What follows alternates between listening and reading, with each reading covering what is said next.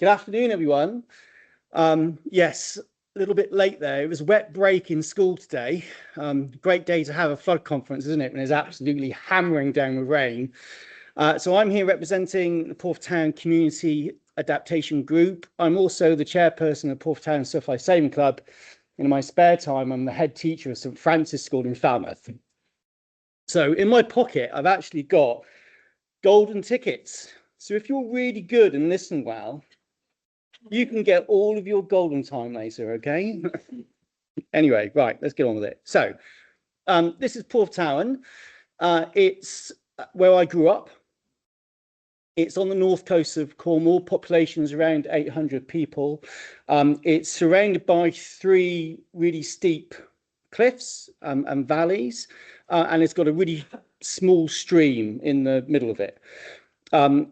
Lots of the valleys have got mine waste and mine workings from historic times. And over the course of the last 50 years or so, the beach has gone through a lot of different changes. When the tide comes in, and at the moment we've got spring tides, so there is no beach. When the tide goes out, you can walk 3 miles from Chapel Porth all the way down to Tobin Horse at Lushington, and it's just great. It's a wonderful place to live. Here's what it looks like from a map point of view, and you can see that there are different parts of the community in different areas. All of them are up on steep cliffs, apart from where I live, which is actually one of the main reasons we started to do this, which is right down in the bottom corner there by the stream. And we've also just had planning permission granted for 50 new holiday units as well, a little bit further up the valley. So there's a lot of changing infrastructure. And certainly in the time that I've been part of the village, lots of the old chalets and houses which are on the sides of the cliffs have completely changed into multi-million-pound holiday homes. A lot of investment. Certainly on Westcliff, a company spent £1.5 million just on groundwork to make the area ready for the holiday homes that they built. So it's quite a spaced out community, and there's lots of different community groups within the village that are all really keen to get involved to make it the best place in Cornwall for people to live. We've got some challenges, as you can imagine. So our cliffs are crumbling, and they seem to have really advanced that quite quickly over the last 5 years. And there are regular rockfalls. One of them made the news about 3 years ago, where a person on the beach was walking their dog and literally had their camera videoing at a time where about 60 tons of rock just fell off an 80-foot cliff. Okay, you may have seen it on the news. Our stream, which is quite a small stream in the middle of the village, silts up an awful lot, and then that can cause flooding further up the village. Also, the whole area in the summer is really busy. Porthtowan is world famous for good surf, and so often the village will fill up with people who just want to go surfing. So the car park areas can get absolutely destroyed, as you can see there. Also in the news very recently was the English Interclub surfing competition, which was cancelled on its final day because the sewage outflow, emergency sewage outflow in the car park, activated. So on a day like today, I expect this afternoon there will be a sewage alert from Porthtowan. Okay, and when I was growing up on the beach, you couldn't avoid it. It was everywhere, and it only took Surfers Against Sewage 20 years to get to the point where these things now are really in the public eye, but it happens in my community an awful lot. And there's some more flooding you can see of the bottom part of the stream. So we did manage to dig the stream out with some Cornwall Council funding to try and alleviate the issues with that. At the time when we started this project with Cornwall Flood Forum, the emergency shelter for any families in the village which were affected by flooding was the village hall, which gets flooded. Okay, so we've still got quite a lot of work to do in the community to really narrow this down. And obviously, tide's coming in. Okay, and I'm sure if some of you have been to the beach this morning or maybe yesterday evening with our spring tides of 7.4 meters, they really are coming in. And the worst case scenario for our village is a high spring tide with a raging westerly storm and an awful lot of rain. For the people who have lived in Cornwall a long time, I'm sure you can reflect back to another village where that caused an awful lot of flooding. Some friends of mine, I'm a previous naval officer, and some friends of mine were in one of the helicopters at Boscastle. So as a community, we were empowered to get together and try and put together a plan with help from the Cornwall Flood Forum and lots of other partners to make sure that we were as resilient as possible in Porthtowan. This is a really good map that shows the high chance of flooding more than once a year. So I'm just going to reach over here because and you can see it's the whole of the village, the people that live within the bottom of the valley. And that includes places like the Blue Bar, which is a really popular pub, the Beach Cafe, the Unicorn Pub. So there are a lot of facilities that could potentially be damaged by a flash flood in Porthtowan this afternoon. This picture is really interesting. This is the LiDAR sand change, and I'd have to refer to Jolyon later on about the timeline for this, but it shows the erosion change and the elevation of the amount of sand on the beach. Now, what's really interesting from my perspective, I'm a former navigator, and when we were learning our trade in the Navy, we were told never to go closer than 11 miles to the North Cornish coast, or else, okay, because the sand changes depth all the time. And sometimes when I see large ships about 3 miles off the cliffs, I'm thinking, oh, they've not done the course I did. Because it's really interesting. You know, we have some summers where there is an abundance of sand on the beach and you're in bare feet or flip-flops all the time. And literally it can be the following week and you're on bedrock. It can change so quickly. So that's one of the things that we discussed with our community groups as we went through this process. So what we had to do was get everybody in the same room, and that took quite a lot of effort initially because there's lots of different groups in the village that all do different things. We've got a surf life saving club.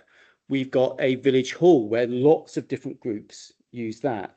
We've got a dunes community group, and they are one of the key groups with our project about how we're going to solve our flooding issue and increase our resilience. And getting all those people together where previously they've worked in pockets was the key challenge. Gitty came along with an offer of free food and coffee. That's what it was, and we were in. So we did our 4 sessions with the Cornwall Flood Forum, developing what we thought were the challenges, what we thought could be some of the risks associated with what we were trying to do.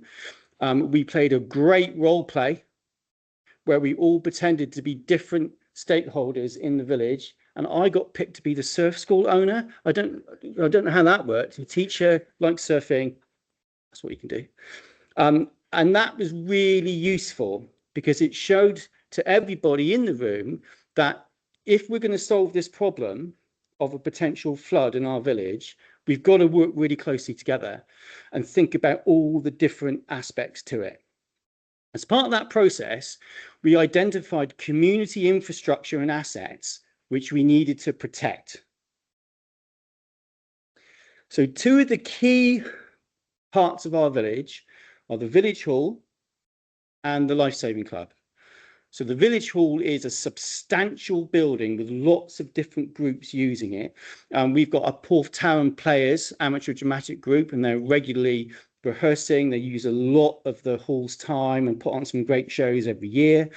And our Life-Saving Club, which has got nearly 250 members. It's an RNLI base, and it's where all the rescue operations are coordinated from on the beach. So those two assets, we were thinking these two things really need to be protected. So the village hall engaged on a piece of work with Making Space for Sand on looking at how to make the building more resilient. Now, I'm sure I don't need to tell you how much flood-proof doors cost, and a village hall with limited funds would really struggle to raise that kind of money. I mean, we're talking about £40,000. So there were lots of different things that we started to talk about, and how to prioritize and how to move things along so we could be as prepared as possible for if the worst happened and we were faced with a Boscastle situation. The Life-Saving Club is slightly different because it's right on the beach. It's literally right on the beach. And the conversation there is much more complex because of the different users which are surrounding that area. Next door to the Life-Saving Club is a South West Water pumping station. And that has to be in that position because it's right at the bottom of the valley. And all of the services feed into that building. Sometimes it's underwater. So it's a really interesting perspective when you're looking at it from an infrastructure point of view. So we had to get lots of different groups together. And as I was driving up here, I thought, oh, I've missed one. I've missed one when I was preparing this. Surfers Against Sewage. Surfers Against Sewage are an international lobbying, I can't even say it. How'd you say it, Amy? Lobbying group now. And they're really influential. A lot of the results that we've had as a community improving the way that sewage is dealt with on the beach is down to their hard work. They should be up there as well. So if Chris Hines is here or anyone else from SAS, I do apologise, I missed your logo out. And what we've started to do is put together a plan of action to improve the resilience using the natural resources of the village for flood defence. Okay, so I'm going to take you back to the beach because I want to explain how this is going to go. And obviously, we're at the really early stages of this. So maybe in 2 years' time, I could come back and show you some other pictures, but it's because we're right at the early stages of this. So this is the beach taken from the west side. And you've got the surf club in the foreground. And if you follow the line of dunes across, that's where the blue bar is. And if you walked up the path up there, that would take you over to Chapel Porth. The dunes at Porthtowan, and despite being called Porthtowan, and Towan in Cornish is dune, sand system, those dunes are man-made. When I was tiny, they weren't there. It was just a big patch of grass. But over the course of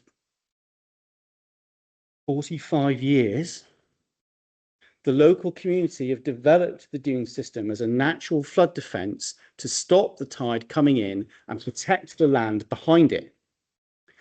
It's built using gabions, and then gradually, as the sand built up around the gabions, marron grass was planted and other species which holds the sand in position, and hence we've got this lovely dune. In fact, that picture is a couple of years old now because the dune is much more established now.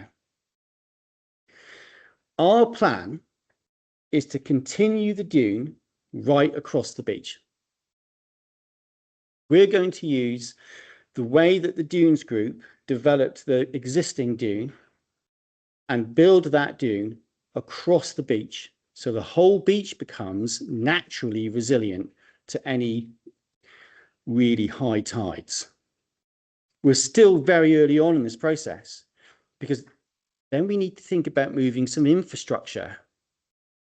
And you can see the two buildings in the foreground, the Life-Saving Club and the sewage treatment plant, would really be impacted by a dune system over the top of them. Okay. So our plan is to move the Life Saving Club back and develop a dune system in front of it using the stream and an area next to the stream as the emergency access that the RNLI lifeguards would use to the beach. At the moment, the access comes down this west side of the Life Saving Club, down this side. Now, we are going to have some opposition to that because I think this is the only car park in Cornwall on the beach and free. 400 surfers know that. So when there is good surf, you literally cannot move. You cannot move in the Surf Life Saving Club car park. So yeah, we are going to get some local opposition. However, if we don't do it now, with all these different groups working with us, with potential funders being tapped up, we're never going to do it. And I would hate to see my grandchildren not be able to learn to be surf lifeguards because me and a few others didn't take action when we had the opportunity. Okay, deep breath. Ready?